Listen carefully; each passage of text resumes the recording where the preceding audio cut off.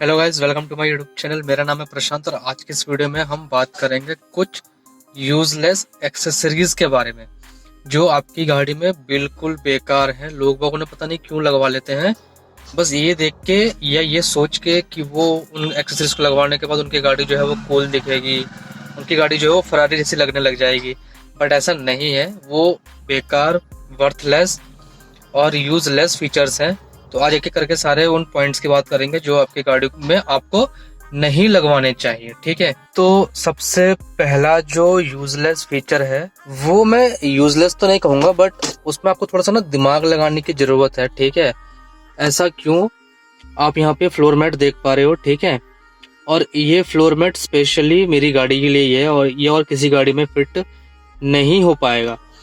अब काफी सारे लोग क्या करते हैं, फ्लोर मैट्स लगवाते हैं, नो डाउट लगवाने चाहिए, बट जैसे मान लो वो किसी आफ्टर मार्केट की दुकान पे गए, वहां पे उनको अपनी गाड़ी का पर्टिकुलर मॉडल का कोई फ्लोर मैट उनको नहीं मिल रहा है, तो दुकानदार क्या करता है, उनको ना दूसरे गाड़ी के फ्लोर मैट्स चिपकाने लग जाता है कि ये तो यूनिवर्सल है, ये किसी भी गाड़ी में लग जाएंगे, मैंने और भी कई गाड़ियों में लगाया है, आप भी लगवा लो, कोई दिक्कत नहीं आएगी, इतने लोगों ने लगवाया है। ठीक है, बट आपको उन फ्लोर मैट्स को नहीं लगवाना है क्योंकि वो आपकी गाड़ी की फिटिंग के नहीं है। अब कल को मान लो आपने, चलो वो आफ्टर मार्केट जो आपकी फिटिंग के फ्लोर मैट्स नहीं है वो आपने लगवा भी लिए, और मान लो कल को आप ड्राइव कर रहे हो, ड्राइव करते करते आपका क्लच, एक्सीलेटर या ब्रेक वगैरह फंस जाए मैट में, फिर आप क्या करोगे? कुछ नहीं कर सकते ना, फिर तो आपके एक्सीडेंट होने के चांस बच जाएंगे। आपने तो अपना पैर से एक्सीलेटर हटा दिया, बट एक्सीलेटर तो फंस गया ना उसमें, तो एक्सीलेटर तो चलता ही रहेगा। तो मेरे कहने का मतलब ये है कि अगर आप फ्लोर मैट्स को लगवा रहे हैं तो अपनी गाड़ी के फिटिंग के हिसाब से ही लगवाएं, दूसरे कोई फ्लोर मैट्स आप ना लगवाएं, और अगर लगवा रहे हैं तो उनको चेक करवाने के बाद, फिटिंग होने के बाद ही अपनी गाड़ी में इंस्टॉल करवाएं। ठीक है, पहला पॉइंट हो गया फ्लोर मैट से रिलेटेड। दूसरा जो पॉइंट है वो है आपकी गाड़ी में स्टीयरिंग कवर। ठीक है, ये देखो मेरी स्टीयरिंग कवर पहले तो काफी अच्छी फिटिंग थी, अच्छी फिटिंग भी क्या बोलूंगा मैं, ये तो बस ऐसी ही चढ़ा कर दे रखी है, कोई खास नहीं है। बल्कि आजकल की गाड़ी में तो ऑलरेडी ऐसे ऐसे स्टीयरिंग आ रहे हैं जिनमें आपको ऐसे मतलब कवर लगवाने की जरूरत ही नहीं है, बट काफी सारे लोग फिर भी जो है वो लगवा लेते हैं इनको, इनसे क्योंकि ग्रिप वगैरह अच्छी आती है और स्टीयरिंग गंदा होने का चांस भी बहुत ज्यादा कम रहता है। बट आपको इस तरीके के स्टीयरिंग कवर नहीं लगवाने हैं। आपको ओईएम फिटिंग वाले स्टीयरिंग कवर अगर आप लगवा रहे हैं तो ट्राई करें कि ओईएम स्ट्रेचिंग वाले फिटिंग ही कवर ही लगवाएं, क्योंकि और ये ना कहीं से लूज भी नहीं होने चाहिए। अगर ये कहीं से लूज हुए तो आपका जो ग्रिप है वो भी लूज हो जाएगा, आपका एक्सीडेंट होने का चांस बढ़ जाता है। और एक चीज का ध्यान और रखें, आप ऐसे स्टीयरिंग कवर अगर आप लगवा रहे हैं तो कुछ इस तरह का स्टीयरिंग कवर लगाएं जिनको अगर आप पकड़ रहे हो तो खासकर गर्मियों में पकड़ने के बाद उसमें पसीना ना आए, आपका जो हाथ है वो स्लिप ना करे, वो हमेशा ग्रिप बना के रखे। ठीक है, क्योंकि अगर आपकी ग्रिप अच्छी नहीं बनेगी तो आपका स्टीयरिंग में कंट्रोल भी उतना अच्छी तरीके से नहीं हो पाएगा। ये तो हमारा हो गया दूसरा पॉइंट। तीसरा पॉइंट वो मैंने अभी आपको दिखाता हूँ तीसरा पॉइंट क्या है। वो तीसरा पॉइंट है ये, इसको बोलते हैं आई पॉप। ठीक है, ये बेसिकली आपके स्टीयरिंग में यहाँ लग जाता है और इससे नो डाउट आसानी होती है गाड़ी चलाने में, एक हाथ से ही बंदा जो है वो गाड़ी को कंट्रोल कर सकता है, बट यही कई बार जो है ना एक्सीडेंट का कारण बन जाता है, यही एक आई पॉप।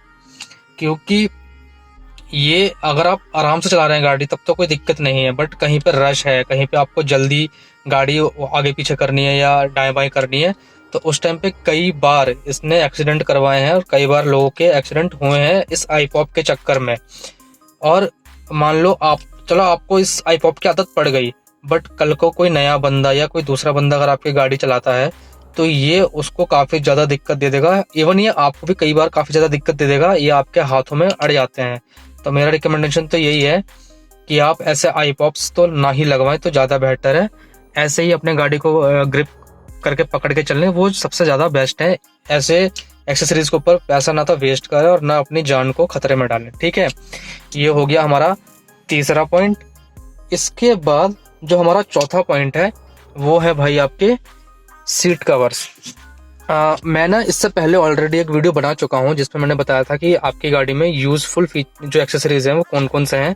अगर मैं वो लिंक जो है ना आई बटन पे दे दूंगा, अगर आई बटन पे वो लिंक नहीं आती है तो वीडियो के डिस्क्रिप्शन में भी वो लिंक मैं आपको दे दूंगा। तो हमारा जो चौथा पॉइंट है वो है हमारे सीट कवर्स। अब सीट कवर्स में क्यों बोल रहा हूँ कि ये यूजफुल नहीं है, मैं ऐसा इसलिए कह रहा हूँ कि मान लो आपके पास काफ़ी अच्छी गाड़ी है, काफ़ी महंगी गाड़ी है, जिसमें काफ़ी सारे एयरबैग्स आते हैं, और आजकल ना आपके सीट कवर्स मतलब सीट के अंदर भी एयरबैग्स आते हैं। और अगर मान लो आपने वो महंगी गाड़ी में भी सीट कवर्स लगवा दिए, हालांकि जरूरत पड़ती नहीं है उन गाड़ियों में सीट कवर्स को, क्योंकि उनमें ऑलरेडी लेदर कवर वगैरह आते हैं। बट मान लो कि अगर आपने उसमें सीट कवर्स लगवा दिए और कल को आपका एक्सीडेंट हो जाता है, तो आपकी गाड़ी में जो सीट के अंदर सीट कवर्स हैं वो ऑपरेट ही नहीं हो पाएंगे, वो खुल ही नहीं पाएंगे। तो आपको जो बचने का चांस है, आपका जो बचने का चांस है वो बहुत ज़्यादा कम हो जाता है। तो मेरी रिकमेंडेशन यही है कि जिस गाड़ी में नीड हो उसी गाड़ी में लगवाना, और जिस गाड़ी में ऐसे एयर बैग्स वगैरह या आपके वेट लिमिट वगैरह जो दिख आती है, अगर वो हो तो उसमें ना ही लगवाओ तो ज़्यादा बेहतर रहेगा। ठीक है, ये हो गया हमारा चौथा पॉइंट। इसके बाद जो हमारा पांचवा पॉइंट है वो है कर्टेन्स। कर्टेन्स कैसे, आपने देखा होगा जैसे वीवीआईपी गाड़ियों में या बड़े नेताओं की गाड़ियों में ऐसे खिड़कियों पे ना कर्टेन्स लटके रहते हैं, पर्दे लटके रहते हैं हर तरफ। ठीक है, वो आपकी गाड़ी में जो विजिबिलिटी है उसको बहुत ज़्यादा कम कर देते हैं, वो बिल्कुल जीरो कर देते हैं विजिबिलिटी। आप उन कर्टेन्स को ना लगवा के आप ना सन ब्लाइंड आते हैं, आप उनको लगवा सकते हैं आफ्टर मार्केट। वो आपकी ट्रांसपेरेंट भी रहती है, आपको विजिबिलिटी भी अच्छी खासी मिल जाएगी उनसे, और आपको दिक्कत भी नहीं आती है सन की रेज से। तो आप उन सन ब्लाइंड्स को लगवा सकते हैं। इसके बाद हमारा जो सिक्स्थ पॉइंट है वो है छत पे सनरूफ। ठीक है, अब काफ़ी सारे लोगों का शौक होता है कि भाई सनरूफ वाली गाड़ी लेंगे, सनरूफ वाली गाड़ी लेंगे, बट उनका बजट उतना अच्छा नहीं हो पाता है कि वो सनरूफ वाली गाड़ी ले पाए। तो वो लोग क्या सोचते हैं फिर कि हम ना आफ्टर मार्केट जाके सनरूफ लगवा लेते हैं, छत कटवा लेते हैं। ऐसा आपको नहीं करना है, क्योंकि ये कंपनीज जो है वो गाड़ियों की छत को अपनी तरह से डिज़ाइन करके अपने तरीके से उसमें उसके मटेरियल को इस्तेमाल करके छत को मजबूत बनाती है। ठीक है, बट अगर आप छत को ही काट देंगे, छत में सनरूफ लगवा लेंगे, तो उसकी जो बिल्ड क्वालिटी है वो अपने आप नीचे गिर जाएगी। आपकी जो सेफ्टी है वो और ज़्यादा, अगर मान लो आपके पास छोटी गाड़ी है उसमें सेफ्टी वैसे ही नहीं है, आपने छत और कटवा दी तो आपकी सेफ्टी और ज़्यादा डाउन चली जाएगी, आप उस गाड़ी में और ज़्यादा अनसेफ रहेंगे। और उसका दूसरा कारण ये भी है कि आफ्टर मार्केट सनरूफ जो है वो उतने ज़्यादा रिलायबल, उतने ज़्यादा कैपेबल नहीं है। उसमें इन फ्यूचर कभी ना कभी रस्टिंग आने की चांस 100% रहेंगे। आप देख लेना, उसमें हमेशा रस्टिंग की प्रॉब्लम रहेगी, और उसके बाद उसमें अगर रस्टिंग आ गई तो आपकी गाड़ी की लाइफ भी धीरे धीरे कम होती चली जाएगी। ठीक है, इसके बाद हमारा जो अगला पॉइंट है वो है आपकी गाड़ी में पीछे जो है ना ऐसे पार्सल ट्रे दे रखी होगी। ठीक है, पार्सल ट्रे कई गाड़ी में दे रखी होती है, तो लोग बाग क्या करते हैं उन पार्सल ट्रे के ऊपर ना मान लो गुड्डे रख देंगे, गुड़िया रख देंगे, या कोई खिलौने वगैरह, जैसे मान लो शेर या कोई मतलब कुछ ना कुछ रखेंगे ऐसा कि आपकी उनकी गाड़ी लगे कि भाई उनकी गाड़ी में पता नहीं क्या ही रखा हुआ है।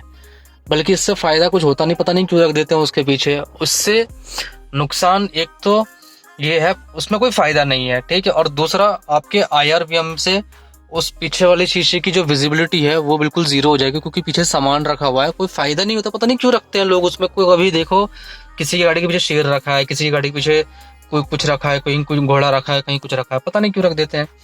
तो ये भी एक यूजलेस फीचर है, ऐसी चीज़ों को अपनी गाड़ी के अंदर ना रखें। इसके बाद जो हमारा अगला पॉइंट है वो है आपकी गाड़ी में बुल गार्ड्स। आपने देखा होगा बड़ी बड़ी गाड़ियों में जो है सामने और पीछे की तरफ बुल गार्ड्स लगा लेते हैं लोग बाग। उससे वो सोचते हैं कि उनकी गाड़ी जो है बहुत ज़्यादा सेफ हो जाएगी, बहुत ज़्यादा मतलब सेफ्टी में आ जाएगी वो गाड़ी, कहीं ठुकेगी नहीं, कहीं आपकी गाड़ी में स्क्रैचेस नहीं आएंगे। बट ये आप गलत सोचते हो। अगर आपने अपनी गाड़ी में बुल गार्ड्स लगवा लिए, जैसे आगे भी लगते हैं और कई सारी गाड़ियों में पीछे भी लगते हैं, अगर आपने अपनी गाड़ी में बुल गार्ड्स लगवा लिए तो उसके नुकसान क्या क्या है अब मैं आपको वो बता देता हूँ। ठीक है, अब आप मानो कि आपने अपनी गाड़ी में बुल गार्ड्स लगवा लिए। ठीक है, बुल गार्ड्स लगवाने के कई सारे नेगेटिव पॉइंट्स हैं, पॉजिटिव तो उसमें है ही नहीं। पहली चीज़, आपकी सेफ्टी बढ़ने के बजाय और ज़्यादा कम हो जाएगी। नो डाउट कि अगर मान लो कहीं हल्का फुल्का टच हो जाता है तो उससे बचा लेती है, बट वो हर बार नहीं बचाएगी। आपको माइनर स्क्रैचेस से तो बचा देगी, बट मेजर एक्सीडेंट से वो आपको नहीं बचाएगी। ऐसा क्यों? क्योंकि आपके सामने जहाँ पे आपने बुलगार्ड को लगवाया है और आपके पीछे जहाँ आपने बुलगार्ड को लगवाया है वहाँ पे सेंसर्स होते हैं, वहाँ पे कैमरास लगे होते हैं, ठीक है। और अगर आप उसमें बुलगार्ड लगवा लेंगे तो उसके बाद अगर मान लो आपका एक्सीडेंट होता है तो वो सेंसर्स एक्टिव नहीं हो पाएंगे, ठीक है। वो अगर सेंसर ही एक्टिव नहीं हो पाएंगे, वहाँ पे कई बार एयरबैग के सेंसर भी दे रखे होते हैं। अगर मान लो आपका एक्सीडेंट होता है और उसमें बुलगार्ड है तो बुलगार्ड इम्पैक्ट को आपके एयरबैग के सेंसर तक पहुंचना ही नहीं देंगे और आपका एयरबैग खुलेगा ही नहीं। तो इससे एक तो आपके एक्सीडेंट कम मतलब बचाने की जगह ये और ज़्यादा घातक है, ये और ज़्यादा डैमेज दे सकता है। ये आपको तो डैमेज देगा ही, आपके एयरबैग्स नहीं खुल पाएंगे और सामने वाली गाड़ी को भी काफ़ी ज़्यादा डैमेज दे देगा, क्योंकि काफ़ी ज़्यादा हैवी होते हैं, काफ़ी ज़्यादा वेट होता है इन बुलगार्ड्स में। दूसरा इनका रीज़न ना लगवाने का ये है, अगर आप इनको लगवा लेंगे तो इनका एक तो वेट बहुत ज़्यादा होता है, ठीक है। और अगर आपने इनको लगवा लिया तो आपकी माइलेज भी बहुत ज़्यादा ड्रॉप हो जाएगी। अगर मान लो कोई गाड़ी 15 का माइलेज दे रही है, ठीक है, बहुत मरा के 15 का माइलेज भी दे रही है, और उसमें आपने बुलगार्ड लगवा लिए, तो सोचो वो हैवी वैसी है, आपकी गाड़ी का वेट बढ़ जाएगा और उसमें जो है माइलेज आपकी और ज़्यादा ड्रॉप हो जाएगी। वो 15 से क्या पता 10-11 पे आ जाए, ठीक है। तो सबसे मेजर कारण तो यही है बुलगार्ड ना लगवाने का, आपके सेंसर्स वर्क नहीं कर पाएंगे सही से। तो बुलगार्ड्स को अवॉइड करें, और गवर्नमेंट ने ऑलरेडी बुलगार्ड्स बैन कर दिए हैं। अगर किसी गाड़ी में बुलगार्ड्स लगे पाए गए तो उनका चालान अच्छे खासे दाम पे कटेगा, ठीक है। इसके बाद जो हमारा लास्ट पॉइंट है वो है हमारे हेडलाइट से रिलेटेड। अब काफी सारे लोग क्या करते हैं, वो ना मान लो कि वो 10 लाख की गाड़ी लेंगे, ठीक है, उनका बजट 10 लाख का है और उन्होंने ये सोचा है कि हम इसी कंपनी की गाड़ी लेंगे, बट हम बेस मॉडल लेते हैं, या हम कोई दूसरी कंपनी की गाड़ी पर लेंगे तो हम बेस मॉडल ही प्रेफर करेंगे, क्योंकि उसमें हम मॉडिफिकेशन अपने तरह से कर सकते हैं, अपने तरीके से कर सकते हैं।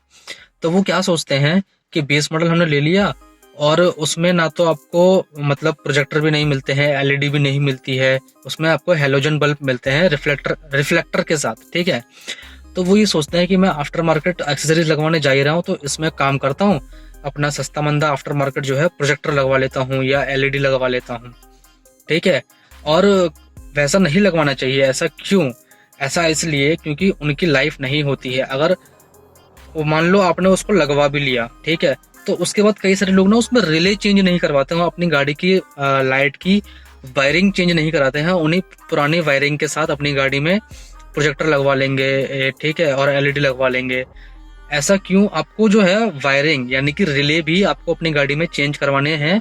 अगर आप अपनी गाड़ी में लाइटिंग का कोई भी काम करा रहे हो, भले छोटी से छोटी लाइटिंग क्यों ना हो, उसकी आपको रिले लेके नई रिले जो है वो लगवानी पड़ेंगी, नहीं तो आपकी गाड़ी में शॉर्ट सर्किट या बल्ब फूकने का चांस जो है वो बहुत ज्यादा बढ़ जाएगा, ठीक है।